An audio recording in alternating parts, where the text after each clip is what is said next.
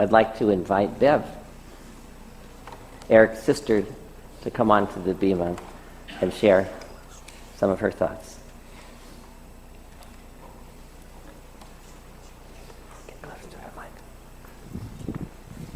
So I'm Beverly. I'm the much older sister, and the one who probably looked most like Eric. I remember once walking down the streets of Sonora, and one of his patients came over to me and said, "You must be Eric's sister.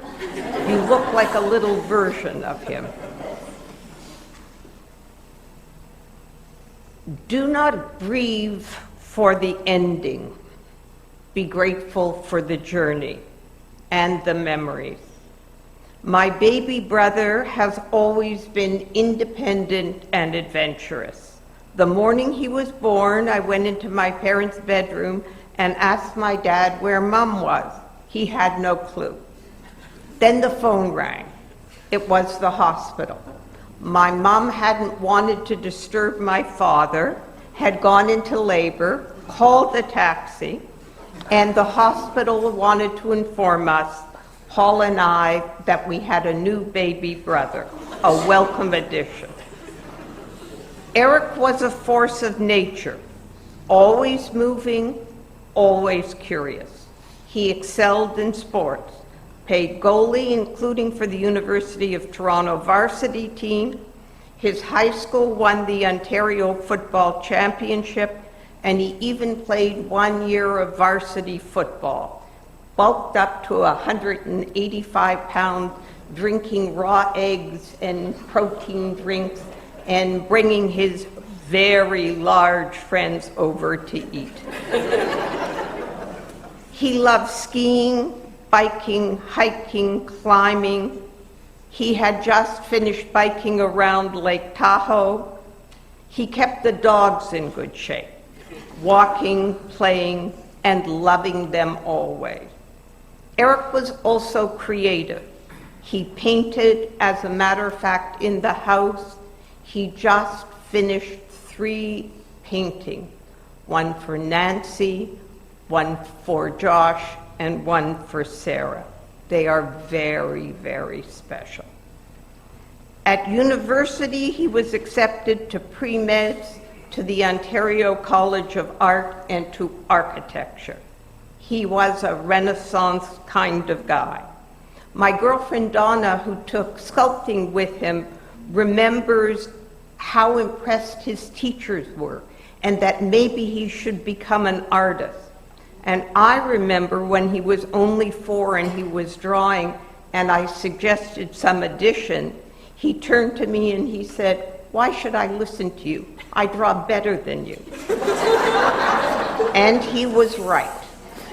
I have his painting of my dog Joshua, his sculptures, and even a mobile he made for Beth when she was just very little. I have his art everywhere. It will be a blessing. Eric was also, like Paul, musical. He played guitar to Paul's banjo, and we had good folk concerts every time they came in, including with the Rosenberg clan. For David and Jen's wedding, Beth was MC, and she was worried because my brothers were going to do something and they were nowhere to be found. They were housed in a closet writing a new family verse for Jen. They came out, they sang, it was wonderfully successful. Eric was a good, caring friend, a loving brother. I spoke to Eric and Nancy every week, either by phone, Zoom, which is the new gift. And for those listening, I simply cannot believe I will never see him sparkle, share an adventure, or speak reflectively. I always told him how much I loved him. I have no regrets. In August, Eric and Nancy and Sarah came through Toronto on their way back from Chester. We were 13 for dinner at John's Tennis Club. Laura came in and he got to meet Laura's John, and it was a special time. Remember, treasure every moment, and remind the people around you how much they mean to you and how much you care. Eric was very close to my mom's family, and they regularly flew in for family functions, including our big Zippin Seders. Our Zippin Break the Fast on Wednesday was bittersweet. As one of my Anishinaabe friends reminded me on September 30th for Truth and Reconciliation, in one hand you hold happiness, in one hand you hold sorrow. Life is a balance.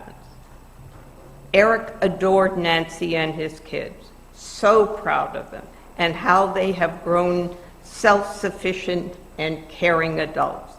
He talked with pride of Sarah's patience and kindness with children and her technological skills, because Eric was technologically baffled most of the time.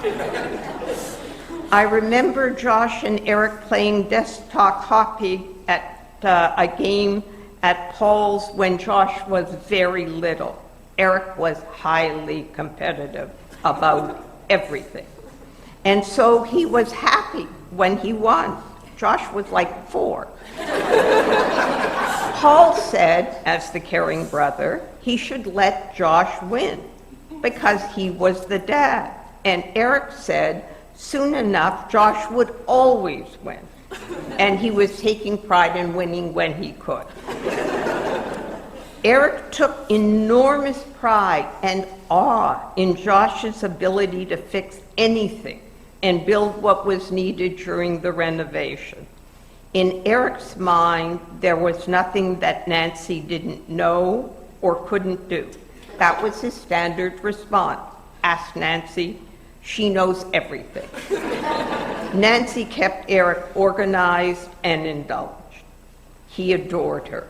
They had met, as you heard, at Camp Manitou, and I have distinct memories of Eric bringing a whole group home for the weekend, including Nancy, who walked down the staircase, tall, long blonde hair, enormous eyes, and thinking, that's what I wanted to look like when I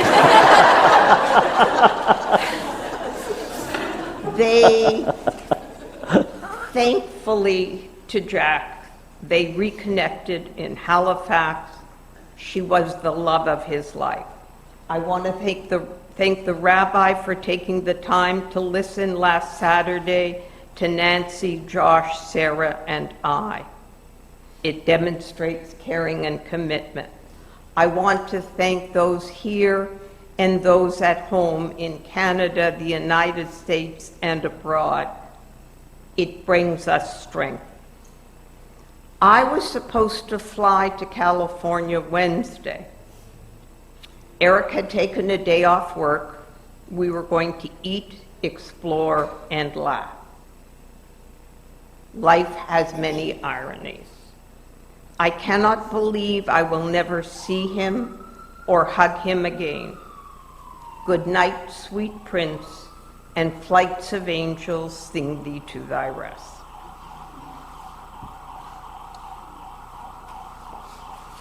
Thank you, Bev. That was beautiful.